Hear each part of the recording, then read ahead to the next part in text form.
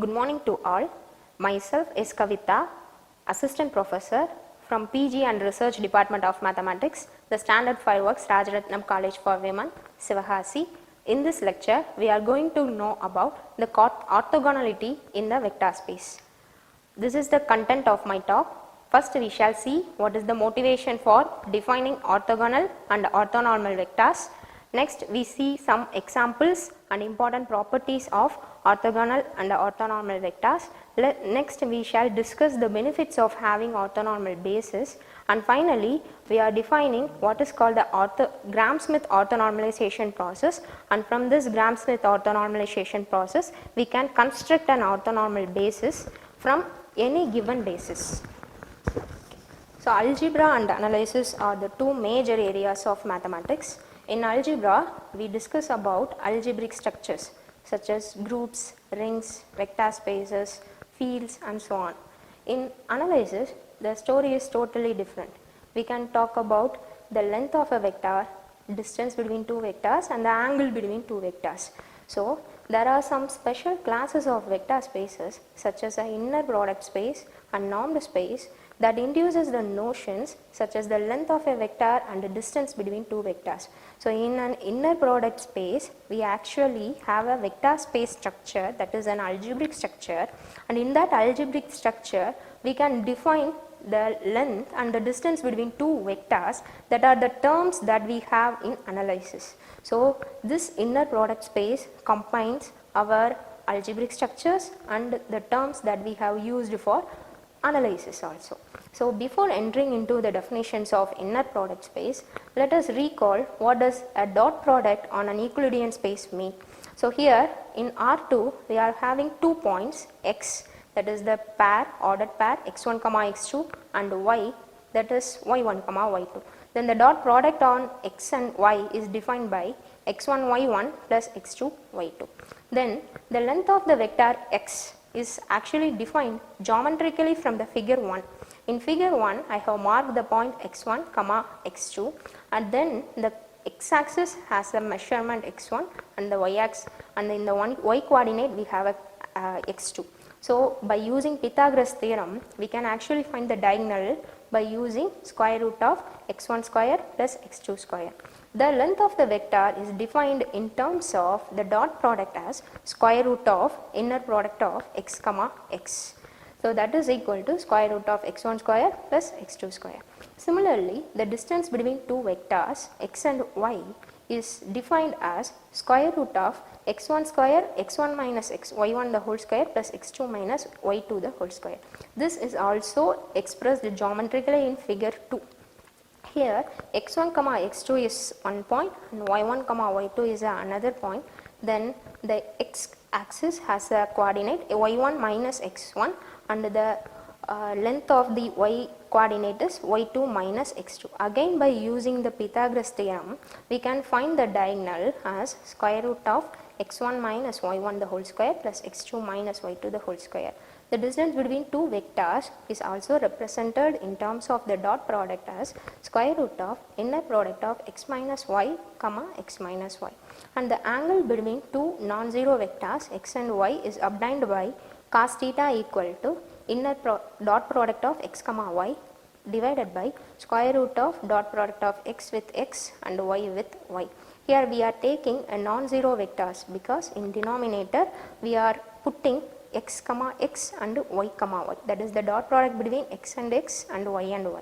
So, we are considering only non-zero vectors. So, basically the definitions that we have seen for the dot product is actually generalizes as a inner product space on any vector spaces. So, a real inner product space on a vector space V is a map from V cross V to R that satisfying the 4 properties. The first property is the inner product of x with itself is greater than or equal to 0, that it should be non-negative, and then if inner product of x and x is equal to 0, then our x has to be 0. The second property is called the symmetric property. That means the inner product of x with y and y with x has to be equal. And the third property is the linearity of the addition in first and second variable. In fourth property, we have the inner product of alpha x with y is equal to alpha times inner product of x comma y. If an inner product satisfies these properties, then the vector space along with the inner product is called an inner product space. So similar to what we are all having for dot product, we can actually generalize the definition for inner product space also. That is, the length of the vector x is defined as norm x, which is equal to square root of inner product of x comma x, and the distance between two vectors x and y is denoted by d of x comma y, which is defined by square root of inner product x minus y comma x minus y, and the angle between two non-zero vectors x and y is defined by cos theta equal to inner product of x comma y divided by norm x into norm y. We know by Cauchy squares inequality, we have modulus of inner product of x minus y is less than or equal to norm x into norm y. This can also be written as our inner product x comma y divided by norm x norm y lies in the interval minus 1 comma 1. Thus, we can conclude that if x and y are two non-zero vectors, then we are having a unique theta that lies between closed interval 0 comma pi that satisfy the condition cos theta equal to inner product x comma y divided by norm x into norm y. Here our theta value lies between 0 to pi. So our cos theta is a periodic function. So we have n pi intervals, right? So this theta may not be unique, but by using Cauchy squares inequality, we have a unique theta that lies between closed interval 0 comma pi. Next we are defining an orthogonal vectors. So before defining the orthogonal vectors, we can view how orthogonal vectors are in our Euclidean space. So any two non-zero vectors are orthogonal to each other in R2 if the angle between them is 90 degree, right? So in R2, we are saying two vectors are orthogonal, that means two vectors are perpendicular, that means our vectors are in 90 degree. So our theta has to be 90 degree. So cos theta is 0. So if we are substituting cos theta as 0 in our equation, then we get inner product of x comma y equal to 0. So by analyzing the orthogonality property of Euclidean space R2, we are generalizing our orthogonal vectors as let x and y be vectors in an inner product space V. Then we say x is orthogonal to y if the inner product of x and y are 0. By using this notation, we are all representing our vectors x and y to be orthogonal as x perpendicular to y. These are some remarks. Our vector 0 is orthogonal to every vector in V. That means since 0 comma y, the inner product of 0 comma y is 0 for every y in V, thus our 0 vector is orthogonal to every vector in our vector space. And next remark is 0 is the only vector which is orthogonal to every other vectors in V, right?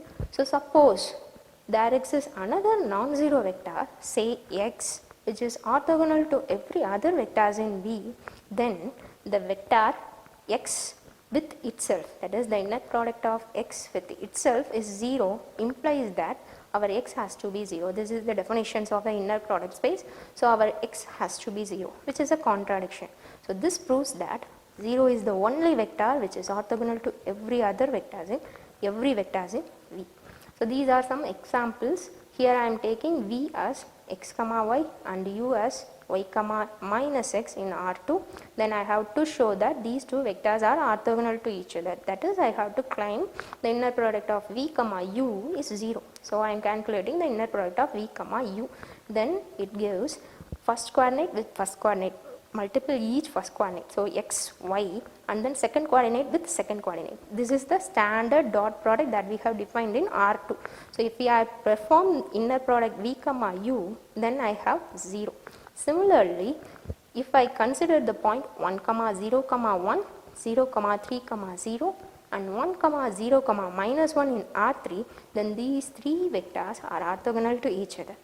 For each, that is 1 comma 0 comma 1 and 0 comma 3 comma 0 are orthogonal, and 0 comma 3 comma 0 and 1 comma 0 comma minus 1 are orthogonal. Similarly, the other two are orthogonal. So each vector is orthogonal to every other vectors. This is the observation. Here we are defining our set X perpendicular as the collections of all vectors V in V such that our inner product X with V is 0. So we are collecting all vectors V that are perpendicular to our X. So clearly 0 is orthogonal to every vector. So 0 is also orthogonal to X. So 0 belongs to X perpendicular. Thus our set X perpendicular is a non-empty set. And second observation is, if we consider X is perpendicular to Y and X is perpendicular to Z, then X is perpendicular to Y plus Z. This can be easily proved by using the inner product definition. And the second observation is, if X is perpendicular to Y, then X is perpendicular to alpha Y. Similarly, we can prove this result also. From these observations, we can claim that our X perpendicular will form a vector subspace of V. Thus, for each vector space, we are associating a subspace called X perpendicular. Now, let us consider one example. Let V equal to X comma Y belongs to R2. So, we are considering a vector in R2. Then we have to find an orthogonal vector of V. That is, we have to find a vector such that that vector has to be perpendicular to V. We can obtain the perpendicular vector by actually rotating our V in 90 degree. That rotation can be obtained by the rotation matrix cos theta sin theta minus sin theta cos theta. Here our theta value is 90 degree. So we have to operate our rotation matrix on our vector V to have a vector that is perpendicular to V. That is, we have to operate 0 1 minus 1 0 to our vector V, that is X comma Y. Then our final vector is Y comma minus X. Thus we are proving that Y comma minus X is a orthogonal vector of V. And here is the pictorial representations.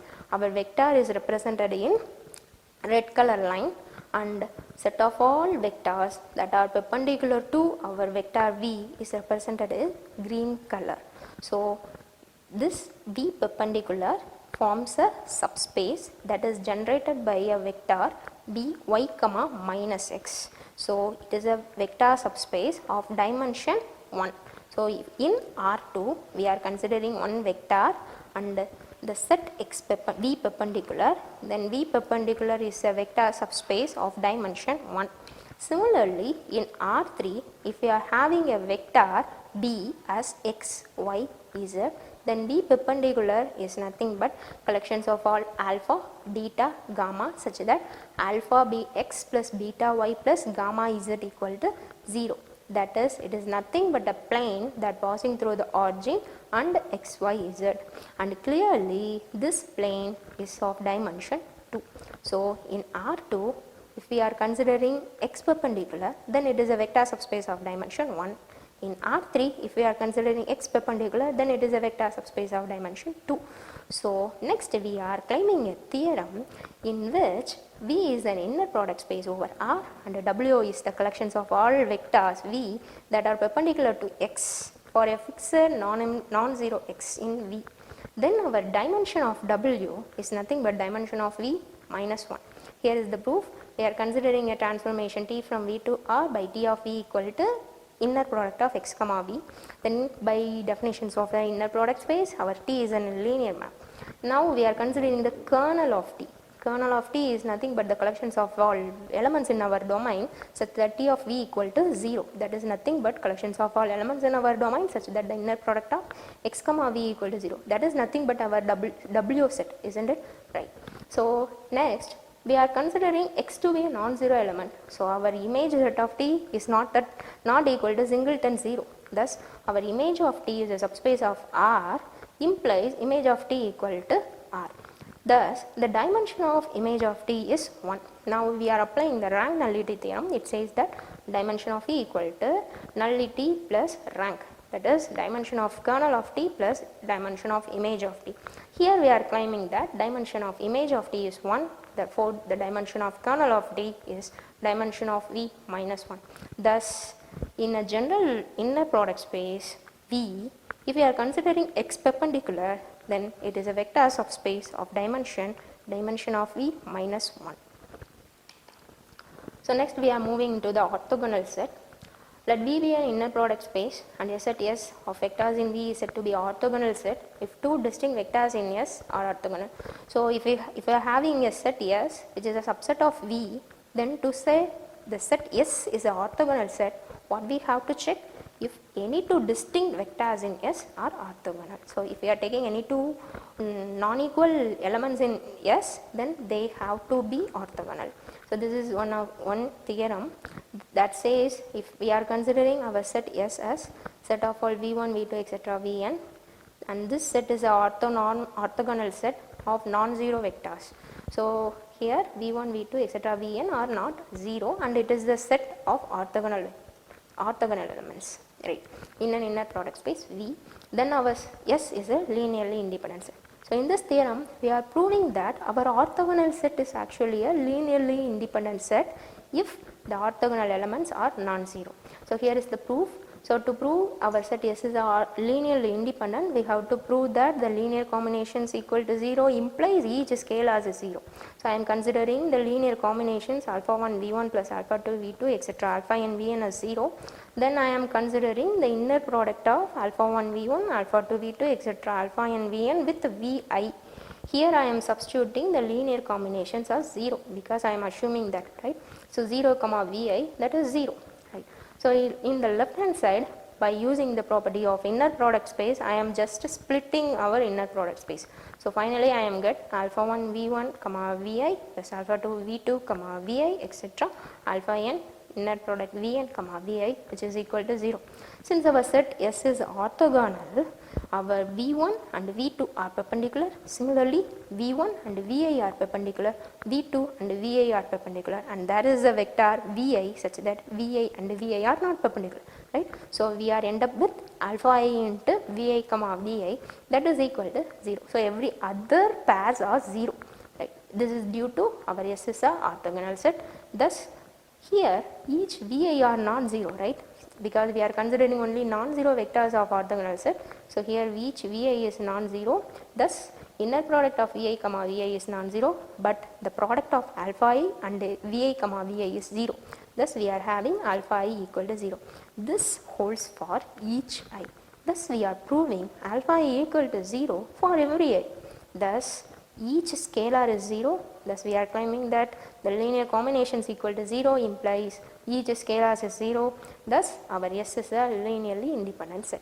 Next is the definition for orthonormal set. Here we are considering V to be an inner product space and S is the set of vectors in V that we have to be set to orthonormal set if S is orthogonal and the norm of x equal to 1 for all x in S. So this is the example. The standard basis of E1, E2 etc. En of Rn is an orthonormal set with respect to the standard inner product in Rn.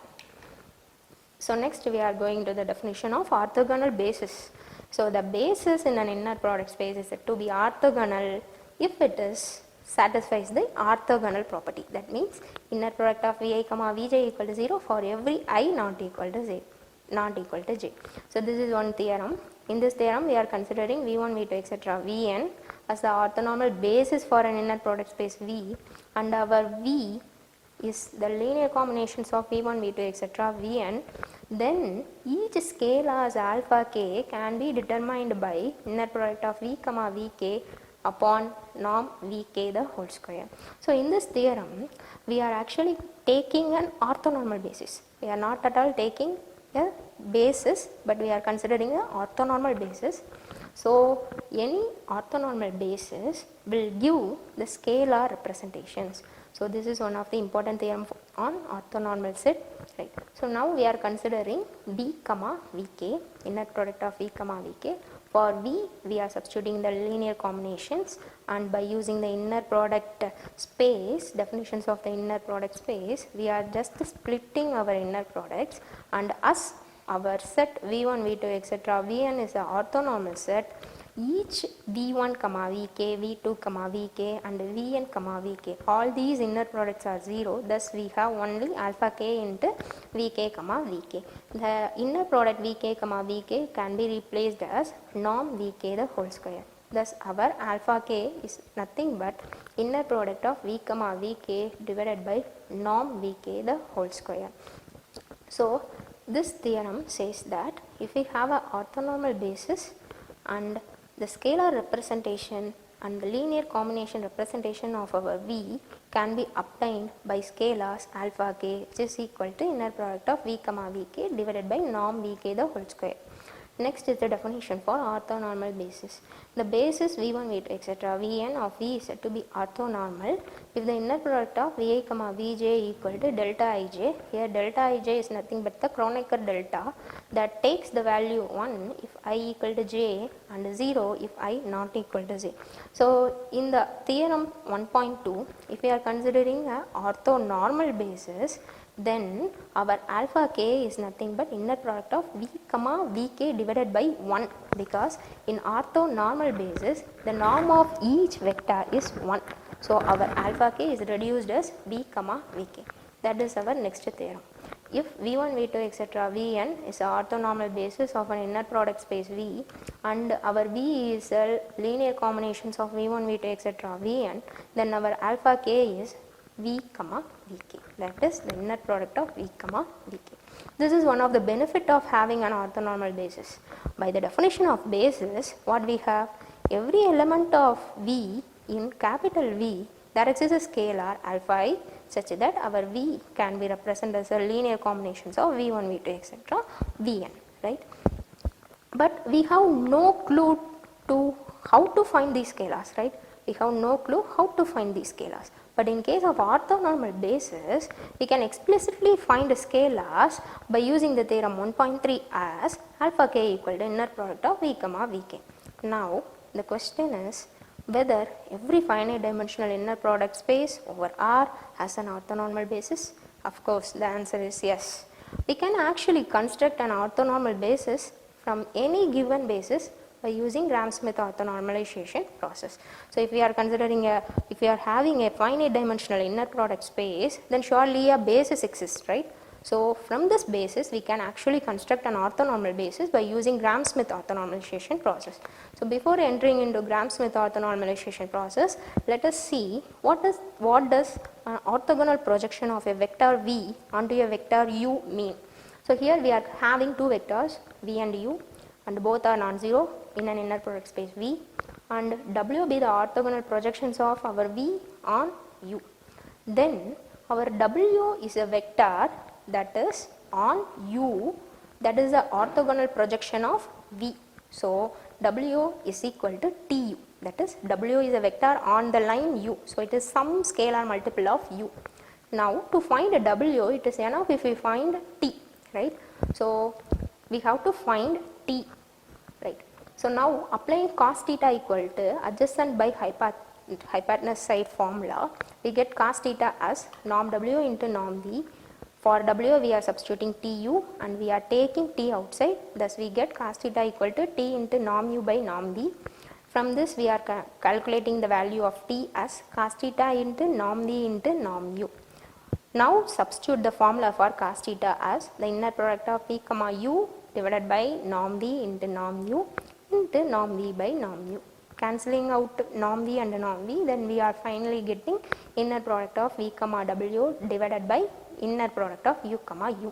Thus our T is inner product of V comma W divided by inner product of U comma U.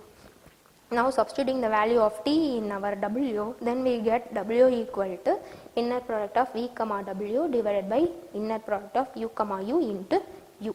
So this is the definition of how to project a vector onto another vector orthogonally. That means how to orthogonally project a vector onto another vector. Right. So here is the definition for the orthogonal projection. V and U are non-zero vectors in an inner product space V. Then the orthogonal projections of V on U is denoted by P U of V, which is nothing but inner product of V comma W divided by inner product of U comma U into U. And note that if U is a unit vector means inner product of U comma U is 0. Then in the above projection formula, denominator is 1, right? So then the orthogonal projections of V on U is PU of V equal to inner product of V comma U into U. And here is the remark. In this remark we are proving that v comma pu of v, that is v minus our orthogonal projections of v on u is always perpendicular to u. So we have to prove the inner product of v minus pu of v comma u is 0. So v minus, for pu of v we are substituting the formula v comma u by inner product of u comma u. Then we are taking the scalar outside and then cancelling u comma u and the u comma u, finally we get 0. This can also be interpreted geometrically in the figure. Here our u is on the x-axis and v is on the diagonal. So how to get the projections of v onto u? We are projecting it orthogonally, right? So we have the red line as the orthogonal projections of v on u. By using parallelogram law, we are completing the parallelogram. So our pu of v and minus pu of v are in the opposite directions, and our green line is nothing but v minus pu of v. This can be obtained by using the triangle law of vectors. Now if we are considering our green line and red line, then these two vectors are perpendicular. That means v minus pu of v and pu of v are perpendicular. That means they are orthogonal. So by using this observation, we are going to define Gram-Smith orthonormalization process. So this theorem states that every finite dimensional inner product space has an orthonormal basis. So here is the proof. We have a finite dimensional inner product space and we have a basis for that inner product space. Now we are going to construct orthonormal basis w1, w2, etc. wn by using Gram-Smith orthonormalization process. The first step is consider w1 equal to v1. So take the first vector w1 as v1, and in second step we define w2 as v2 minus orthogonal projections of v1 onto v2. So in the above remark we have proved that v2 minus orthogonal projection of v1 on v2 is actually perpendicular to v1, right? So here w2 is actually perpendicular to v1. So here we are using our orthogonal projection for constructing our orthonormal basis. So clearly from remark w2 and w1 are orthogonal to each other. Also our vector w2 is non-zero. If suppose w2 is 0, then our v2 is some scalar into w1, right? But what we have, v1 and v2 are linearly independent set. It is given that v1, v2, etc. vn is a basis. From this it is a linearly independent set, and we know one result that a subset of a linearly independent set is again a linearly independent set. So our v1, v2 is a linearly independent set. So in step 2 we are defining w2 and prove that w2 and w1 are orthogonal, and also w2 is not equal to 0. And in step 3 we are just expanding that, we are just generalize our step 2 by defining w3 as v3 minus inner product of v3 comma w1 divided by inner product of w1 comma w1 into w1 minus inner product of v3 comma w2 divided by inner product of w2 comma w2 into w2. Similarly, we can prove that our w3 is non-zero and w1, w2, w3 are orthogonal to each other. And next is the step k plus 1. In this step, suppose assume that we have constructed a non-zero orthogonal vectors w1, w2, etc. wk. Then how to find wk plus 1? Wk plus 1 is obtained by vk plus 1 minus summation k j equal to 1 to k inner product of vk plus 1 comma wj divided by wj comma wj into wj. Now we are going to claim our wk plus 1 is non-zero and wk plus 1, wk etc. up to w1 is a orthogonal set.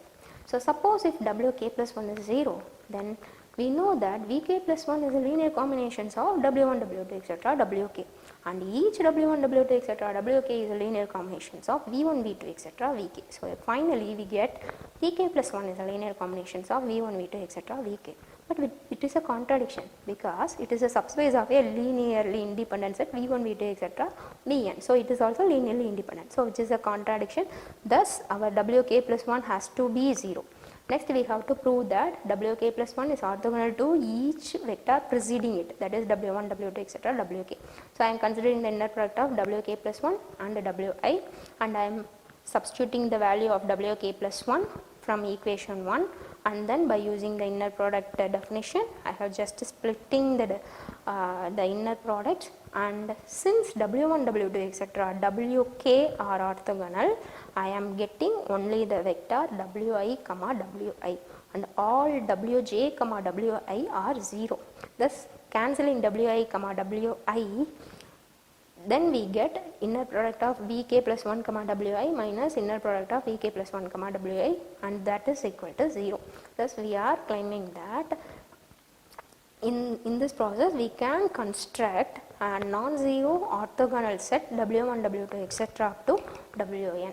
And in this lecture we have already seen this theorem, right? In theorem 1.1 what we have proved, if we have a non-zero vectors which is a orthogonal set, then that set is a linearly independent set.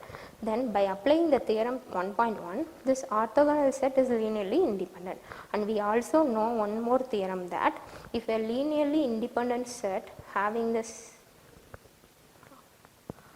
so also we know one more theorem, that if a linearly independent set having the same number of elements as that of the dimension, then that linearly independent set becomes a basis. So we get a basis. So to obtain an orthonormal basis, just replace each wi with wi divided by norm wi.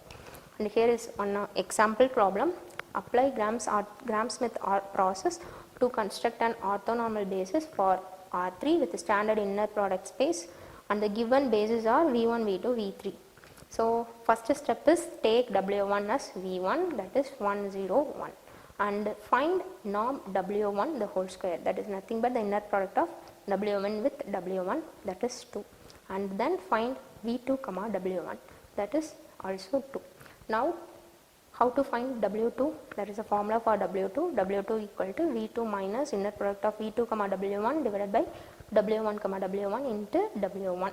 So substitute each values, then we get W2 as 0 comma 3 comma 0, and then we are finding what is the norm W2 the whole square, that is nothing but 9, and also we find inner product of V3 comma W2 and V3 comma W1 as 6 and 4 respectively, and then we are substituting these values in our W3 formula. W3 is nothing but V3 minus inner product of V3 comma W1 divided by W1 comma W1 into W1 minus W2 comma W3 comma W2 divided by inner product of W2 comma W2 into W2, and after calculations we get W3 as 1, 0, minus 1, and now W3 the whole square as 2. Thus the orthogonal basis is W1, W2, W3, that is 1, 0, 1, 0, 3, 0 and 1, 0, minus 1. How to find an orthonormal basis from orthogonal basis? Just we have to replace each wi by wi divided by norm wi. So first vector will become 1 by root 2, 0, 1 by root 2, and second vector will become 0, 1, 0, and third vector will become 1 by root 2, 0, minus 1 by root 2. The concept and the definitions of orthogonality that we have defined for an inner product space over reals can also be defined for complex inner product space. So the benefits of having orthonormal basis are useful for us to construct more and more applications in a vector product in an inner product space. Here we can extend the real inner product space definition into a complex inner product space definition also. Thank you.